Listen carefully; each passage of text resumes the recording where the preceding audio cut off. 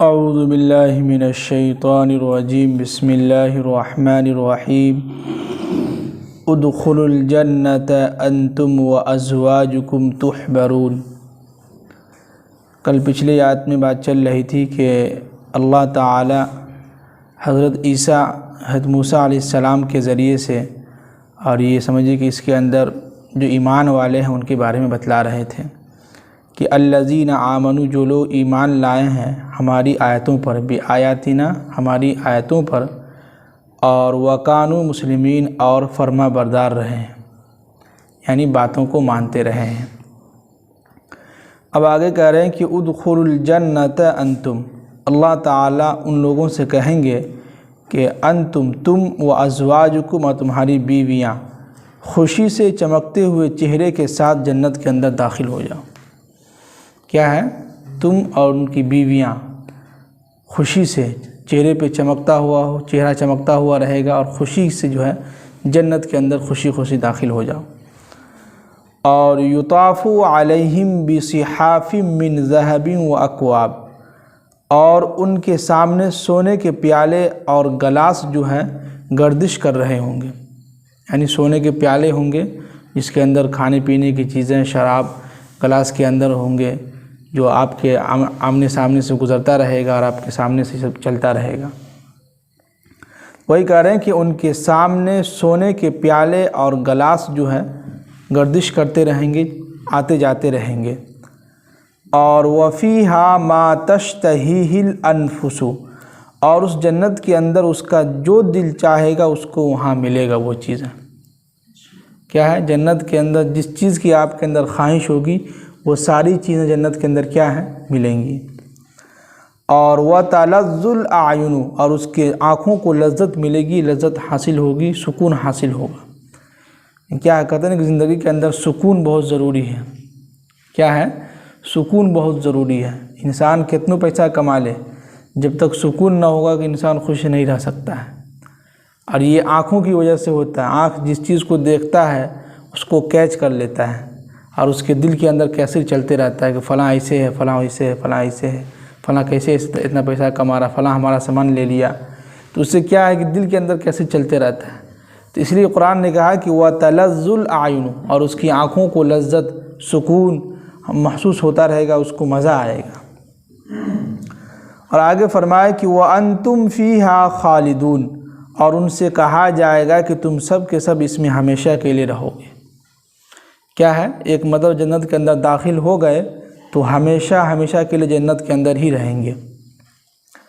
اب آگے کہہ رہے ہیں کہ وَتِلْكَ الْجَنَّةُ الَّتِي أُورِثْتُمُوهَا، اور یہ وہ جنت ہے جس کا وارث تمہیں بنایا گیا ہے، بِمَا كُنْتُمْ تَعْمَلُونَ، جو کچھ تم دنیا کے اندر کیے ہو۔ جنت ایسے ہی نہیں مل گئی ہے، أُورِثْتُمُوهَا، اور اس کے معنی آتے ہیں وارث بنانا، اس کا جائیداد کا مالک بنانا۔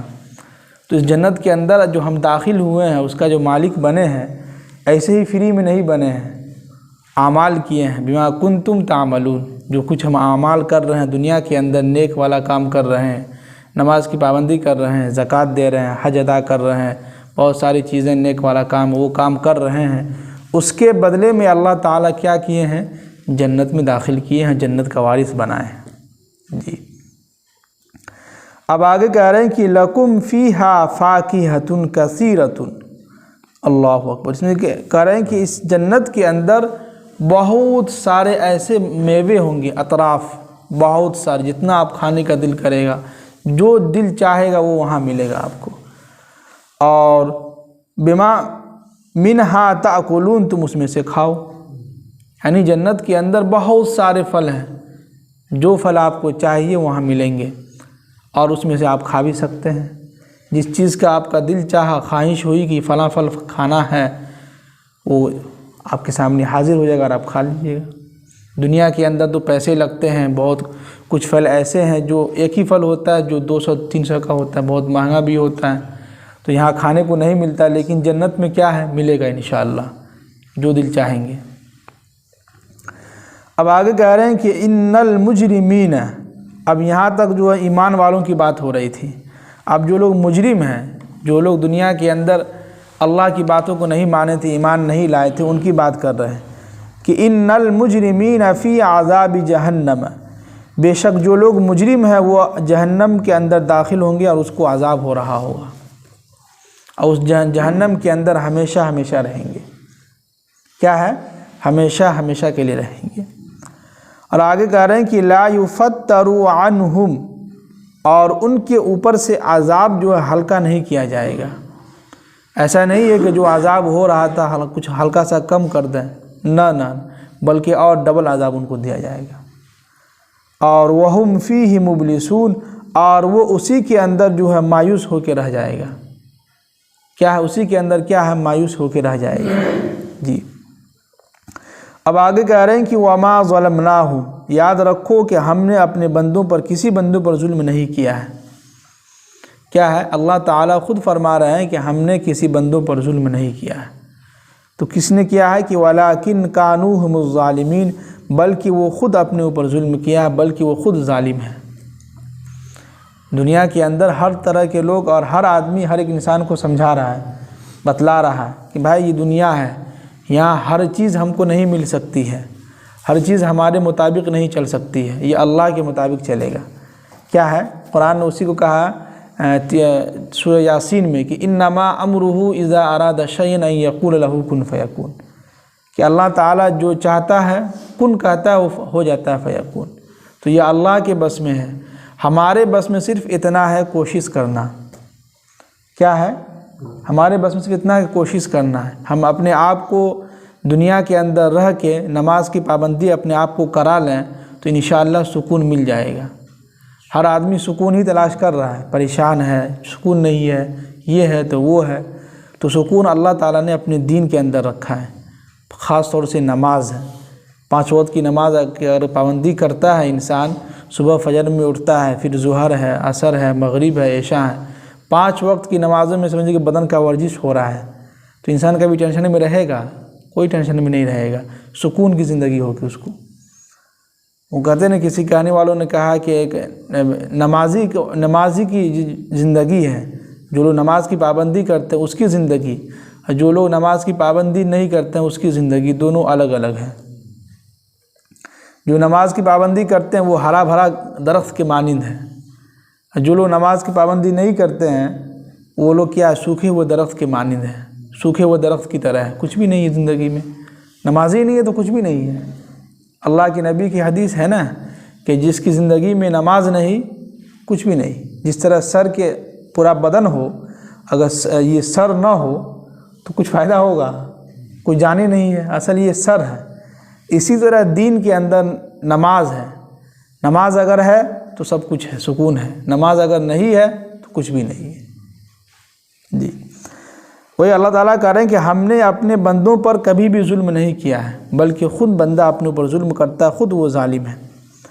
اب جو لوگ جہنم کے اندر ہوں گے وہ پکاریں گے کہ وَنَادَوْا، اور وہ پکاریں گے کہ یا مالک، اے مالک۔ یہاں پر مالک سے مراد جہنم کے جو فرشتے ہیں جس کو نگرانی کے لیے رکھا گیا ہے، اس فرشتے کا نام مالک ہے۔ تو وہ جہنمی لوگ پکاریں گے اس فرشتوں کو کہ وَنَادَوْا یا مالک، اے مالک، لیقضی علینا ربک، تم ہمارے پروردگار سے کہو کہ ہمارا کام تمام کر دے۔ کیا مطلب؟ تم اپنے اللہ سے کہو کہ ہمیں موت دے دے، اب ہمیں جو ہے عذاب نہیں سہا جا رہا ہے۔ اللہ اکبر، کتنا سخت عذاب ہوگا کہ انسان وہاں تھک جائے گا، کہے گا کہ آپ ہمارے رب سے کہیے کہ ہمارا کام تمام کر دے، ہمیں موت دے دے۔ لیکن وہاں موت ختم، وہاں موت نہیں آئے گی۔ وہاں کیا ہے؟ موت نہیں آئے گی۔ جی تو وہی کہہ رہے ہیں کہ تم ہمارے رب سے کہو کہ ہمارا کام تمام کر دے۔ تو قال، اور فرشتے کہے گا کہ انکم ماکثون، تم اسی میں رہو گے، تمہیں کوئی موت نہیں آنے والی ہے۔ تم اسی میں رہو گے اور اسی حالت میں رہو گے، تمہیں کبھی موت نہیں آنے والی ہے۔ اس لیے موت جو دنیا کے اندر تھا، آخرت میں موت ختم۔ جو انسان جنت میں داخل ہو گیا وہ ہمیشہ جنت میں داخل رہے گا، وہ ہمیشہ جنت میں ہی رہے گا۔ جو انسان جہنم کے اندر داخل ہو گیا وہ ہمیشہ جہنم میں ہی رہے گا اور اس کو عذاب ہوتا رہے گا، بلکہ عذاب گھٹے گا نہیں، اور عذاب ہوگا، ڈبل عذاب دیا جائے گا ان کو۔ اللہ ہم سب کی حفاظت فرمائے۔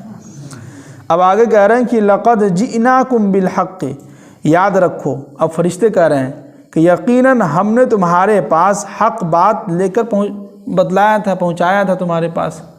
تمہارے محلے میں، علاقے میں، مسجد میں حق بات ہوتی تھی، قرآن کی باتیں ہوتی تھی، حدیث کی باتیں ہوتی تھی، ہمارے نبی محمد صلی اللہ علیہ وسلم کا پیغام تم تک پہنچا تھا، پھر تم نے ہماری باتوں کو جھٹلا دیا تھا۔ اور آگے کہہ رہے ہیں کہ وَلَٰكِنَّ أَكْثَرَهُمْ لِلْحَقِّ كَارِهُونَ، اور لیکن اکثر لوگ جو ہے حق بات کو برا سمجھتے ہیں، خراب سمجھتے ہیں، ہے نا؟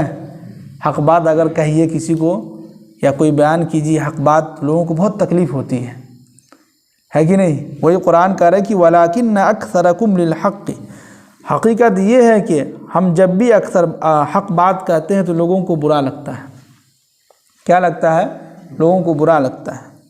اب آگے کہہ رہے ہیں کہ ابرمو، کہ اے نبی صلی اللہ علیہ وسلم، اگر یہ کفار و مشرکین آپ کو تکلیف پہنچانے کے اس میں لگے ہوئے ہیں، یعنی آپ کے بارے میں کوئی سازش چل رہا ہے یا آپ کو مارنے کے لیے، قتل کرنے کے لیے کوئی سازش بنا رہے ہیں کفار و مشرکین، تو فَإِنَّا مُبْرِمُونَ، تو یاد رکھے کہ ہم بھی جو ہے کوئی سازش کر رہے ہیں ان کو ختم کرنے کے لیے۔ یعنی یہاں پر اللہ کے نبی صلی اللہ علیہ وسلم سے کہہ رہے ہیں کہ اگر یہ کفار و مشرکین آپ کو قتل کرنے کے اس میں لگے ہوئے ہیں، آپ کو مارنے کے اس میں لگے ہوئے ہیں، آپ کو تکلیف پہنچانے کے اس میں لگے ہوئے ہیں، تو فَإِنَّا مُبْرِمُونَ، تو ہم بھی ان کو جو ہے ختم کرنے کے پیچھے لگے ہوئے ہیں۔ تو یہاں پر ایک حدیث بھی ہے کہ اللہ کے نبی صلی اللہ علیہ وسلم نے ارشاد فرمایا کہ تم کسی کی عزت کے پیچھے نہ لگو۔ یعنی کوئی انسان اچھا کام کر رہا ہے اور معاشرے میں معاشرے کے اندر اس کی عزت ہے، اللہ نے اس کو عزت و مقام دیا، مال و دولت دیا ہے، تو اس کو نیچے گرانے کے اس میں نہ لگے۔ اللہ نے دیا ہے تو اچھی بات، اللہ خوب دے اس کو، لیکن اس کے پیچھے اگر ہم لگ جاتے ہیں، کسی کو بے عزت کرنے کے پیچھے لگ جاتے ہیں، کسی کو ذلیل کرنے کے پیچھے لگ جاتے ہیں، تو اللہ تعالیٰ، اللہ کے نبی کی حدیث ہے، آج ہی ہم نے یہ حدیث جو ہے مدرسے میں پڑھائی ہے کہ اللہ کے نبی نے فرمایا کہ اللہ تعالیٰ ان کے پیچھے لگ جاتا ہے، ان کی عزت کے پیچھے لگ جاتا ہے۔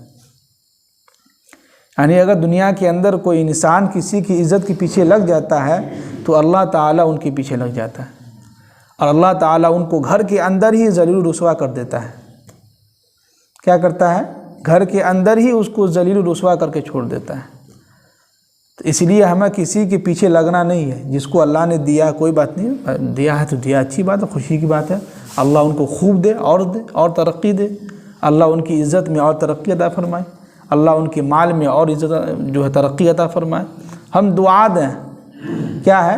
دعا دیں، اچھی بات، دعا دینا کوئی خراب بات نہیں ہے، فری میں دعا دے سکتے ہیں، اس کے لیے کوئی پیسہ نہیں لگتا ہے کہ نہیں؟ دو چیزیں ایسی ہیں دنیا کے اندر جو فری ہے، ایک مسکرانا، کوئی پیسہ نہیں لگتا مسکرانے میں، ہے کہ نہیں؟ کوئی پیسہ لگتا ہے مسکرانے میں؟ کچھ بھی نہیں، مسکرا سکتے ہیں آپ۔ دوسرا دعا دینا فری ہے، کوئی بھی دعا دے سکتا ہے۔ تو اپنے دل سے دعا دیجیے اور چہرے پہ مسکراہٹ رکھیے، انشاءاللہ سکون بھی آئے گی۔ اللہ تعالی ہم سب کو عمل کرنے کی توفیق نصیب فرمائے، آمین۔